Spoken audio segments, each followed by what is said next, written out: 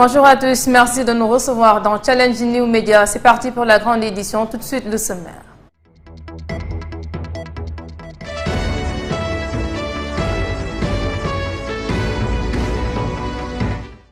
À la une de l'actualité de ce journal, violence électorale, les populations regrettent et dénoncent les violences notées durant les campagnes électorales, souvent entachées de blessés graves ou morts d'hommes.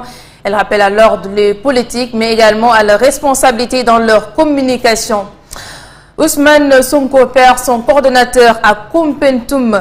Ce dernier, donc nommé Ousmane Gueye, a finalement rejoint le Benno Bokk Yakaar. Un manque de considération de la part du leader de PASTEF serait à l'origine. À suivre sa réaction dans cette édition. Et puis dans l'actualité également, le syndicat national des agents de l'administration du commerce annonce une grève générale du 19 au 21 juillet. Il exige de l'État la satisfaction sans délai de la plateforme revendicative. Et puis dans la deuxième partie, vous aurez l'actualité internationale et les explications. Ce sera avec Sambassi. Voilà pour le sommaire.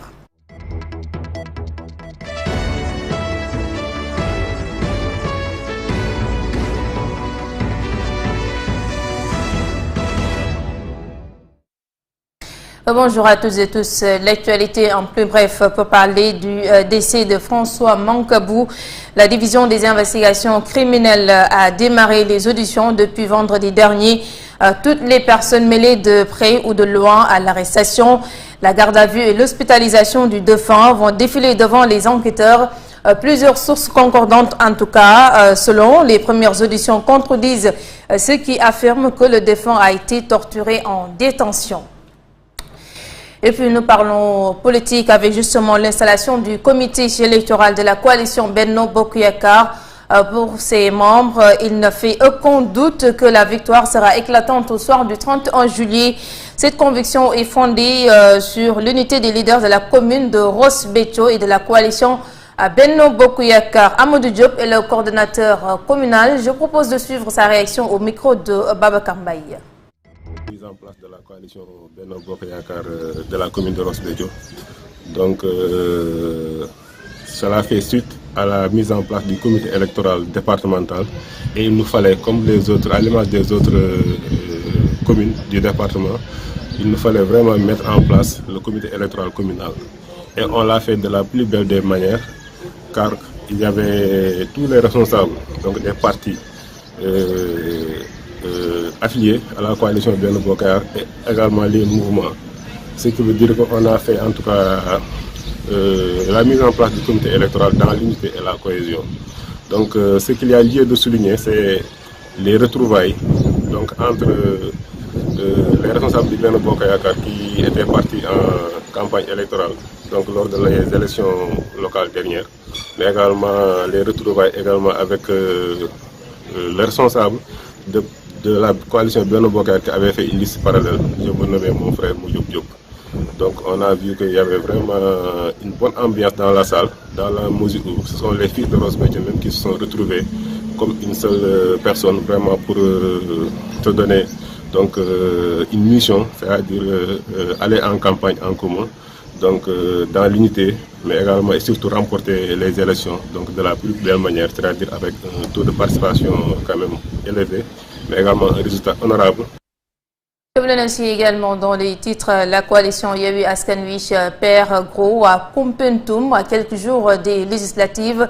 Le coordonnateur du PASTEF qui avait gelé ses activités au sein du parti a finalement rejoint Benno Bokk Yakaar. Une décision qui fait suite à son audience avec le président Macky Sall. Celui-ci avance qu'il a fait l'objet d'un manque de considération de la part du leader de PASTEF, Ousmane Sonko. Et bien sûr, nous écoutons sur ce point Abdoulaye Ndaw, maire de Koutiaba. Voilà au micro de Sambassi. Avec ses propres moyens. Je lui ai dit qu'Ousmane, moi je suis content parce que au-delà de l'enjeu des élections pour avoir une majorité à l'Assemblée nationale, Ousmane Gueye a compris l'enjeu et l'importance de faire le choix. Parce que dans la vie d'un homme, il faut savoir faire des choix. Par moment, s'arrêter et faire les bons choix. Il a fait le choix de la République. Contre le camp des anarchistes, contre le camp des souffleurs de feu. Il l'a dit dans son propos. Pour la paix. le modèle de militantisme que les gens essaient de nous faire croire. C'est faux. Le président de la République, Macky Sall, il nous offre un bon modèle de militantisme. Macky Sall n'a pas attendu 45 ans pour être militant. L'histoire est là, les dossiers sont là. Donc ce modèle de militantisme-là, les jeunes doivent comprendre que l'émergence, c'est la jeunesse qui doit porter l'émergence. Donc j'ai dit tout à l'heure, l'importance de la venue de M. Ousmane Gaye dans la coalition Benno Bokk Yakaar et dans l'APR constitue une belle occasion pour le Benno Bokk Yakaar et pour l'APR à Koumpentoum, dirigé par mon ami et frère, le président Omar Sy, que cette occasion soit saisie par nous tous responsables pour se réunir autour de l'essentiel. Tout à l'heure, le président Omar Sy a dit quelque part, nous avons besoin de responsabilités. C'est vrai, mais ces responsabilités, pour les avoir, nous devons donner le bon exemple de paix, d'engagement. Voilà, pendant ce temps également, retenez que l'auteur du coup de feu, Lamine Seydi à Sédhiou, a été arrêté par la gendarmerie. Pour rappel, celui-ci avait ouvert le feu sur 2 personnes. Le proche, bien sûr, du président du conseil départemental de Bounkiling serait un immigré revenu d'Europe pour la campagne électorale au profit de Benno Bokk Yakaar. L'enfant de 12 ans qui avait été blessé a été évacué à l'hôpital de Kolda. Toujours dans l'actualité, la coalition Yewwi Askan Wi du département de Rufisque optimiste. Celui-ci est persuadé de pouvoir remporter les élections législatives au soir du 31 juillet prochain. Ses leaders s'érigent en bouclier pour imposer la cohabitation à l'hémicycle au grand bonheur des Sénégalais. Pape Sow est le responsable du grand parti. Nous l'écoutons au micro de Adjuma Ndiaye. On veut une cohabitation à l'Assemblée nationale pour barrer la route au président Macky Sall pour sa 3e candidature. Bon, actuellement, on est sur le terrain. Nous faisons des caravanes, des porte-à-porte, des proximités. On parle avec la population. Voilà, on fera le nécessaire pour gagner les élections, Inch'Allah. Le peuple est avec nous et on est confiant, n'est-ce pas? Le peuple est avec nous. Voter Yewwi Askan Wi, c'est dire non au 3e candidature du président. C'est encore dire non au gabegie, aux dépenses de prestige que l'État fait. C'est encore dire oui à la cohabitation avec le président Macky Sall à l'Assemblée nationale. Autre aspect de l'actualité, durant les campagnes électorales, on note des violences qui débouchent sur des blessés graves ou morts d'hommes. La dernière en date dans la région de Sédhiou, sud du pays, entre les partisans du Pastef et de Benno Bokk Yakaar.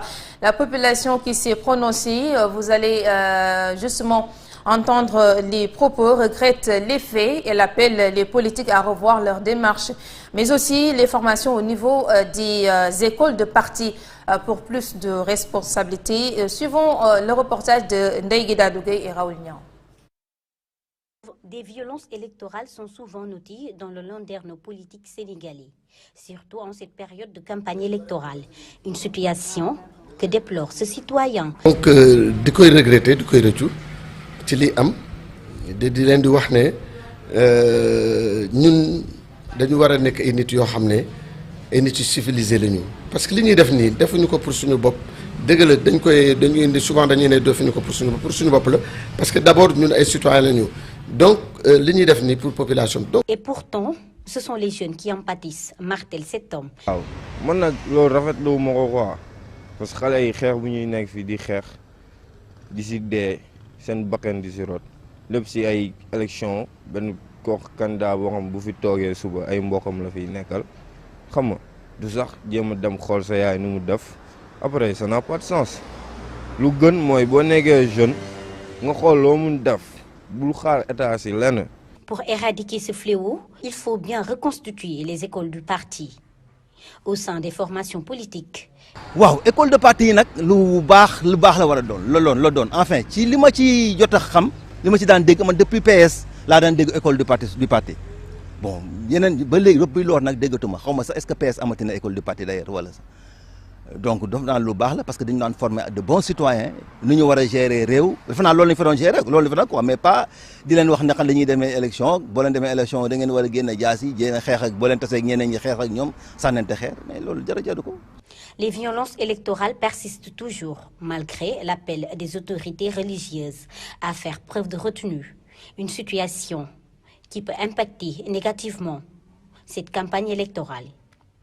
Et les politiciens sont appelés à préserver la paix sociale.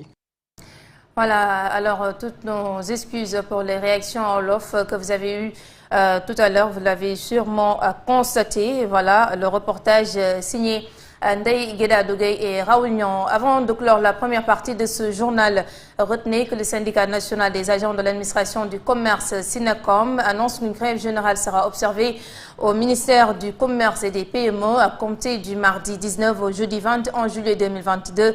Le Synacom déplore le manque de considération qui frise le mépris de la part du gouvernement à l'ensemble des cadres du commerce et autres agents, bien sûr, du département. Il exige de l'État la satisfaction sans délai de la plateforme revendicative. Et voilà, c'est la fin de la première partie de ce journal. Tout de suite, nous parlons des actualités internationales. La page internationale que nous démarrons en Guinée avec le président de la transition, le colonel Mamadi Doumbia, qui a donné des instructions pour que le procès sur le massacre survenu le 28 septembre 2009 soit organisé au plus tard le 28 septembre prochain. Annonce faite jeudi 14 juillet en Conseil des ministres. L'organisation guinéenne de défense des droits de l'homme qui accompagne les victimes dans ce dossier reste prudente. Plusieurs fois reporté, ce procès se heurte notamment à un blocage logistique. Le nouveau tribunal où il doit se tenir est toujours en chantier. Rappelons que le 28 septembre 2009, un rassemblement à l'appel de l'opposition au stade de Conakry avait été durement réprimé par les forces de sécurité. On avait dénombré près de 150 morts et plus d'une centaine de femmes avaient été violées. Et puis au Soudan, les manifestants se sont de nouveau donné rendez-vous dans les rues de Khartoum et des principales villes du pays ce dimanche 17 juillet. Comme à chaque marche depuis des mois, ils ont été dispersés par des tirs de grenades lacrymogènes en plus de leurs revendications habituelles demandant le départ des militaires au pouvoir. Les manifestants se sont cette fois saisis du problème des violences tribales et qui ont fait des centaines de morts depuis le début de l'année à travers tout le pays. Comme à chaque fois, les portraits des manifestants tués lors des marches précédentes ont été brandis dans les rues du pays. Au moins 60 personnes sont mortes ce week-end dans les affrontements locaux dans l'est du Nil bleu du pays. Et puis les relations militaires entre Israël et le Maroc se resserrent encore. Le chef d'état-major de Sahel, l'armée israélienne, entame ce lundi 18 juillet une visite de 3 jours dans le royaume chérifien, dans un pays qui devrait permettre de renforcer la coopération militaire entre les deux pays avec la reprise de leurs relations diplomatiques. Le général Aviv Kochavi veut renforcer les liens sécuritaires israélo-marocains. En novembre dernier, le ministre israélien de la Défense Benny Gantz avait déjà signé à Rabat un accord de défense entre les deux pays. Yair Lapid, alors ministre des Affaires étrangères, c'est lui qui s'était rendu au Maroc. Et c'est tout pour cette page internationale.